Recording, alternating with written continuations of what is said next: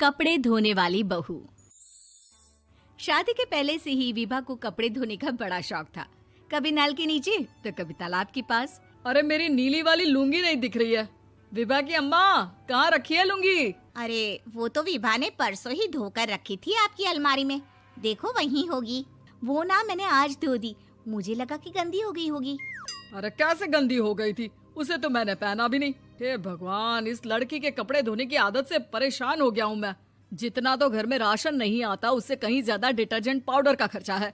इसकी शादी करवा दो, शादी जाए अपने घर में ही करे काम, फिर चाहे घर के कपड़े धोने हो या पूरे गांव के। हाँ ठीक बोल रही हूँ, देखता हूँ मैं कोई लड़का। वो दिन भी आ जाता है जब विभा को देखने लड़के वाले आ जाते हैं। लड़की मुझे अच्छी लगी। होने वाली सास कहती है, बेटी अगर कुछ पूछना है तो पूछ लो। वैसे तो हमारी लड़की बहुत ही शर्मीली है, जो बोल दो वो मान लेती है, इसे क्या पूछना होगा। अरे कैसी बात कर रही हो माँ, मुझे इन लोगों के घर रहना है, सवाल तो कई है। हाँ हाँ बेटा, पूछ लो ना, क्या पूछना है। आप लोगों के घर कपड़े कौन धोता है? सास का मुंह बन जाता है।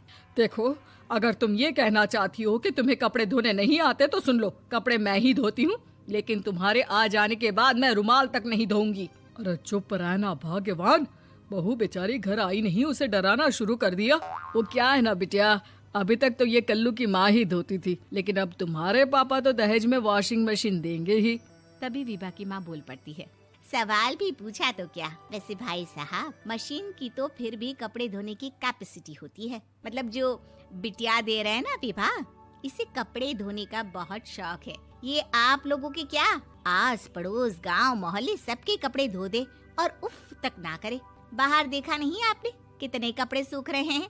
सब हमारी बिटिया ने ही तो धोए हैं। बस भी करो ना माँ, शर्म आ रही इतनी तारीफ सुनकर। और तो और एक दाग निकाल कर दिखाओ तो मान जाऊं। हाँ। अच्छा, माफ करना बेटा, मैंने गलत समझा। हमें तो रिश्ता बहुत पसंद है। और ऐसे जुड़ जाता है रिश्ता कपड़े धोने का शौक रखने वाली विभा का। उसकी शादी हो जाती है कोयला फैक्ट्री में काम करने वाले कल्लू के साथ। शादी के बाद अचानक विभा चिल्लाती हुई सास के पास आती है। सासू माँ, अरे सासू माँ कहाँ है आप? ये तो धोखा है, धोखा दिया आप लोगों ने मुझे। इसे ससुर के चक्कर के बारे में पता चल गया। अरे तो उसमें तुझे क्यों धोखा मिला है? अरे नल में पानी नहीं आता, कपड़े कैसे कब धुलेंगे? अच्छा, तू पानी नहीं आ रहा उसकी बात कर रही है। तो आपने क्या सोचा? कुछ नहीं। अच्छा, तेरी माँ ने कहा था कि कपड़े धोने का शौक है तुझे, याद आया मुझे। शौक बोलकर कपड़े धोने वाले मेरे जुनून को कम ना आके सासू माँ, कपड़ा धोना मेरा गुरूर है। तभी पति भी वहाँ आ जाता है। अभी मैंने इसे सनी देओल की फिल्म दिखाई है, उसी के डायलॉग मार रही है माँ। अच्छा सुन, साफ साफ बता रही हूँ, पानी सुबह 4 से 6 और शाम को 10 से 12 आता है, समझी? विभा टाइमिंग सुनकर हैरान हो जाती है। ये क्या भूतों का मोहल्ला है? सुबह 4 बजे उठकर कौन कपड़े धोता है? 4 बजे टंकी में पानी जाता है, फिर सारा दिन धोना ना, किसने मना किया?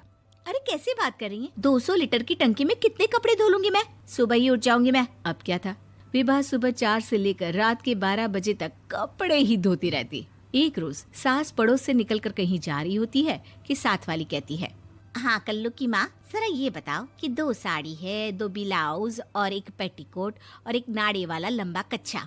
हाँ तो? अरे तो क्या, कितना लोगी धुलाई ये बताओ। धोबन दिख रहे हैं हम क्या? हमारे पति सरकारी नौकरी से अभी रिटायर हुए हैं और बेटा सुपरवाइजर है कोयला फैक्ट्री में। धोबन समझ रखा है हमें?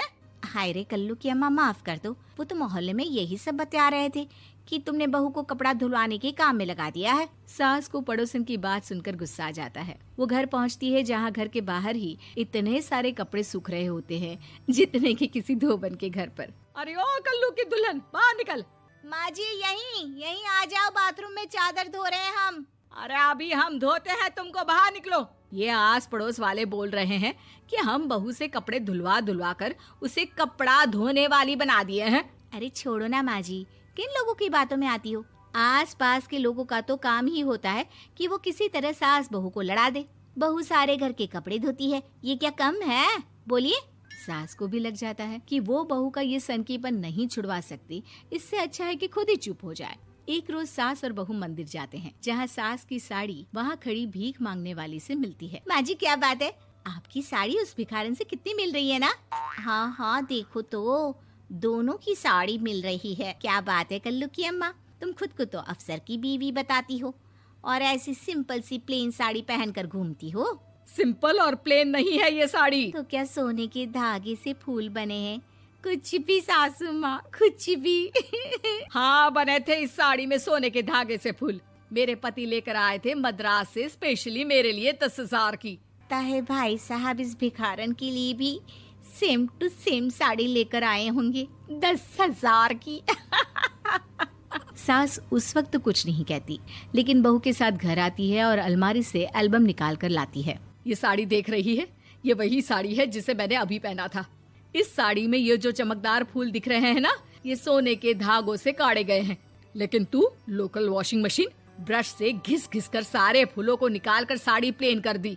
मुझे माफ कर दीजिए सासू माँ। और तो और, जब मैंने तुझे तेरी गलती के लिए कुछ नहीं कहा, लेकिन तूने तो सबके सामने मेरा मजाक ही बना दिया। क्यों? बहू को समझ में आ जाता है कि अब से उसका कपड़े धोना बंद। तो दोस्तों, इस कहानी से हमें यह सीख मिलती है कि किसी भी काम की अतिशयोक्ति नहीं होनी चाहिए। अगर आपको ये कहानी पसंद आई हो तो प्लीज़ मुझे लाइक करें, शेयर करें और सब्सक्राइब करें। Thank you.